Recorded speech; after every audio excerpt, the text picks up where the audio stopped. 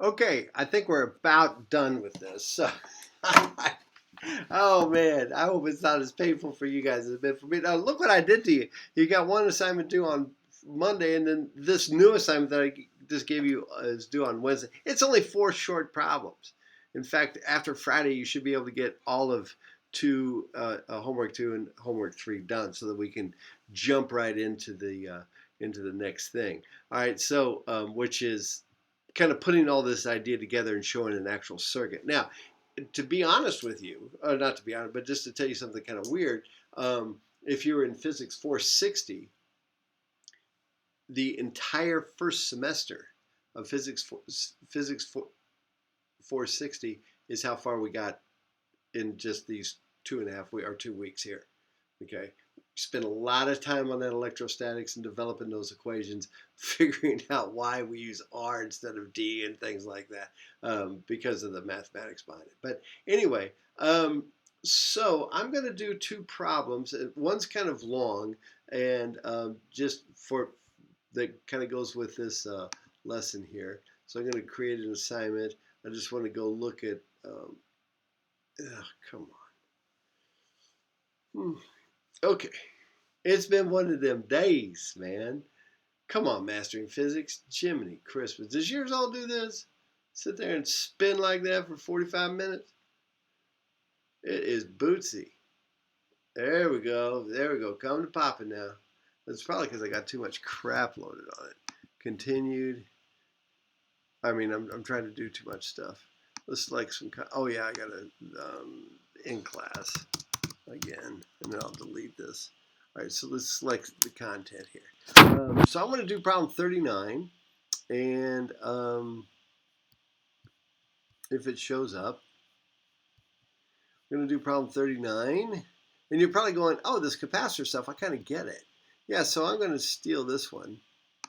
Let's take a look at it. All right.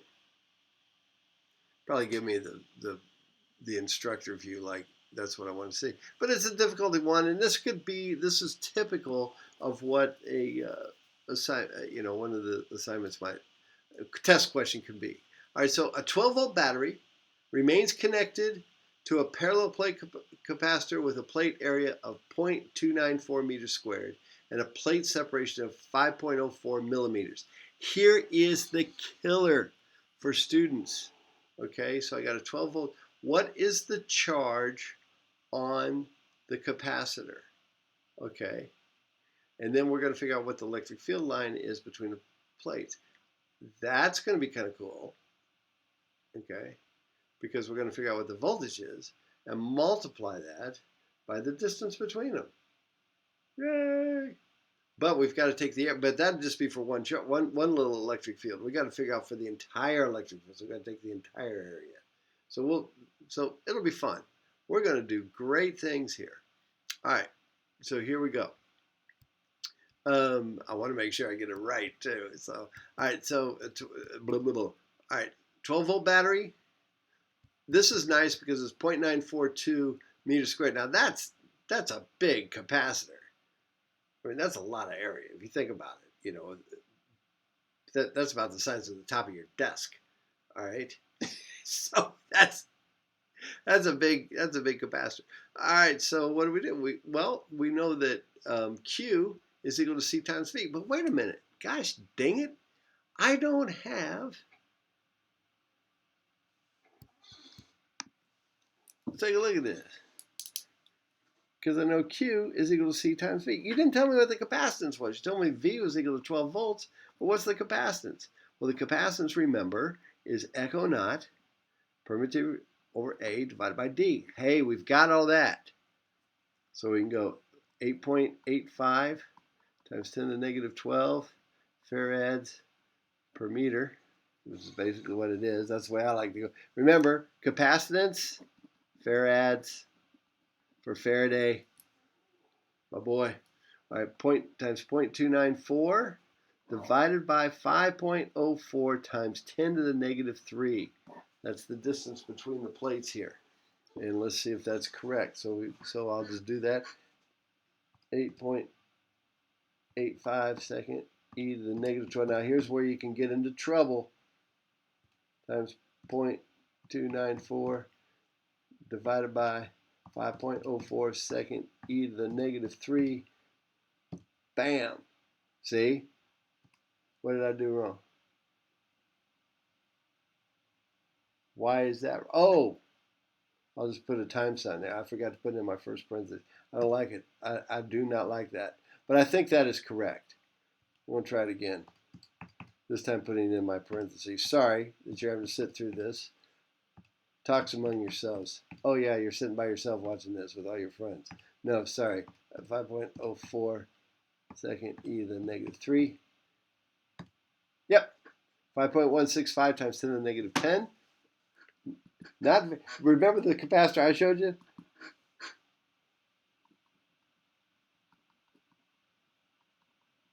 Ten farads. So there's my units. All right, so now I want to figure out what Q is. So Q will be this answer that I got up here times 12 volts.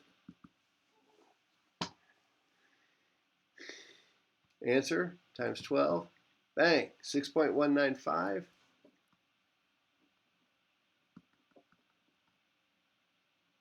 Negative 9 coulombs. All right, now I wonder what they want for my answer. Oh, they wanted just regular coulombs. And they're looking for 3 sig figs. So, but my thing is it's 6.20 to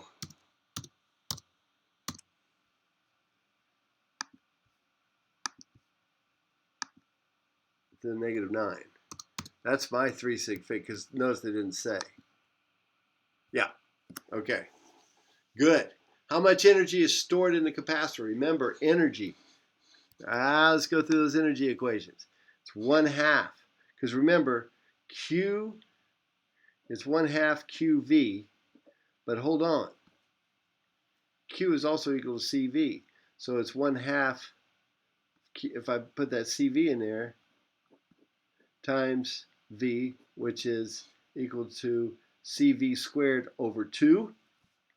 Or I also know that V is equal to Q over C. So if I put in 1/2 Q times Q over C, I wind up with Q squared over 2C. Those are my energy equations. Those are 3 of them. 1, 2, 3. Get used to that in electricity and magnetism, that there's 17,000 ways to represent one thing. Okay? So what do I know? What do I have? Well, I've already got my Q in my calculator, kind of. I mean, I already know what Q is. So I can go Q squared. Well, but I also know the voltage. What's an easier one to use then? Let's use the one where we got Q times V squared over 2. Where we got C times V squared over 2. That'd probably be easier. So we'll take the farads here, 5.1625 times 10 to the negative 10. See, I keep all my, so that's my C times 144 divided by 2. We'll see if that's right. I bet you I can plug that in on the thing. Have I ever showed you that trick? You can do this. We can go parentheses 5.1625. Then put that in here. Go negative 10. Then go 1 over. Close that. Times 144 divided by 2. Parentheses over. Boom. See if this works. Yeah. There it is. Oops, there it is. What is the electric field between the plates? Now we talk about that. We know that. One charge, one electric field line is, so we got to take the area. All right. What is the electric field between the plates? All right, so here's what I think it is. I hope I'm right. Remember when I said EA is equal to Q over echo naught? That's what I think it is. And so I'm going to take E is equal to the Q that I got divided by A E naught.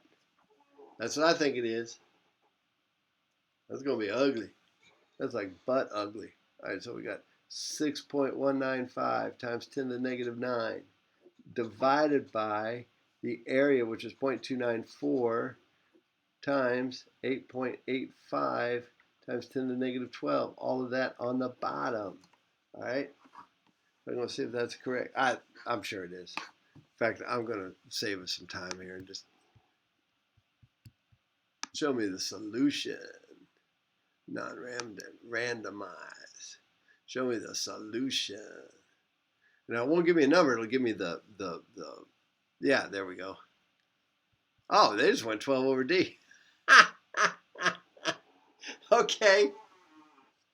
Okay. Here I am telling you, voltage E is equal to V times D. There you go. Volts per meter. I wonder if, now I'm really curious, to see if my calculation will come up to be the same thing. All right, let's see if I got 6.1 times 10 to the divided by parentheses 0.294 close 8.85 second E to the negative 12.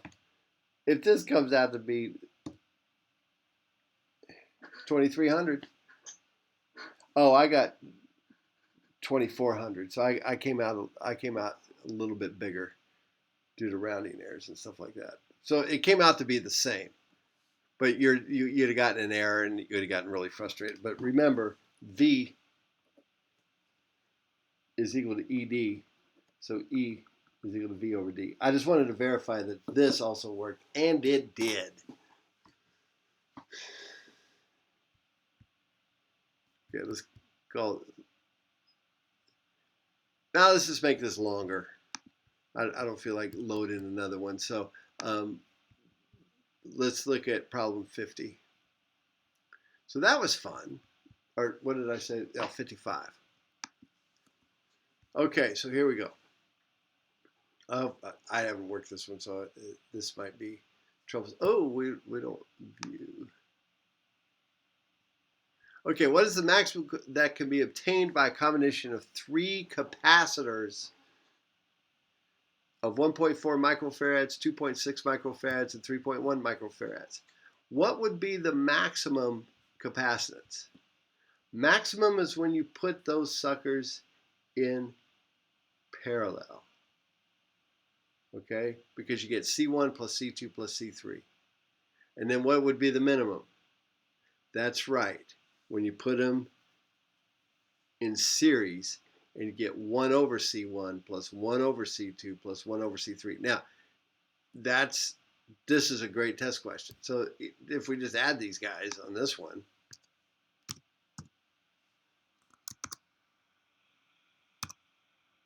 nah, that's bad. You'll just have to trust me that C max, they're in parallel, or in parallel, I'll write it out, which would equal C1 plus C2 plus C3. And C min, they're in series. So the C total of that is equal to 1 over C1 plus 1 over C2 plus 1 over C3. Add those up, take it to the minus 1. Don't forget to do that. Someone will forget to do that on the exam. I bet $1 to a donut. All right, out here, our lessons are done.